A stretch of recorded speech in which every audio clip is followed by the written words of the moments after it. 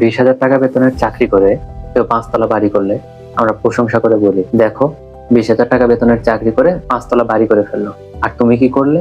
বিয়ের বাজারে দেখা হয় ছেলে সরকারি চাকরি করে কিনা। ছেলে সরকারি চাকরি করে, ছেলের 5 তলা বাড়ি আছে, মানে সোনার টুকরো ছেলে। এমন ছেলের কাছে মেয়ের বিয়ে দেয়াই যায়।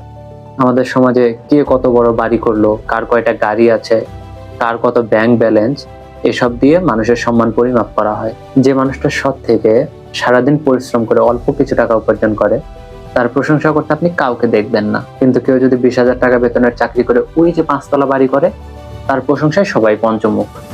কেউ জিজ্ঞেস করে না 20,000 টাকা বেতনের চাকরি করে সে এত বড় দালান কিভাবে করলো, বরং প্রত্যেকটা মানুষ তাকেই সম্মান দিতে থাকে। এলাকার মসজিদ থেকে শুরু করে বাজার পর্যন্ত সব জায়গায় তাকে সম্মানের সাথে ট্রিট করা হয়। অথচ যে মানুষটা আসলে সৎ থেকে উপার্জন করে নিজের জীবনযাপন করছে, সেই মানুষটা সম্মান পাওয়ার যোগ্য। আমাদের সমাজে দুর্নীতিবিদদের পিছনে যারা দুর্নীতি করছে তারা যেমন দায়ী, ঠিক একইভাবে আমরাও দায়ী। আমরা তারাই দায়ী যারা ওই দুর্নীতিগ্রস্ত মানুষগুলোর সমালোচনা না করে বরং তাদের প্রশংসায় পঞ্চমুখ হয়ে থাকি। দুর্নীতি করে 5 তলা বাড়ি করা সেই সরকারি চাকরিজীবীটার কাছে আমরা মেয়ের বিয়ে দেই। অবশ্য আমি বলছি না সব সরকারি চাকরিজীবী দুর্নীতি করেন। সৎ চাকরি করা ছেলেটার বিয়ের বাজারে পর্যন্ত দাম কম। তাহলে ভেবেই দেখুন না, আমাদের সমাজে এই যে আমরা বৈষম্য তৈরি করছি, এটা কিন্তু দুর্নীতিবিদদের পিছনে অনেক বড় একটা কারণ।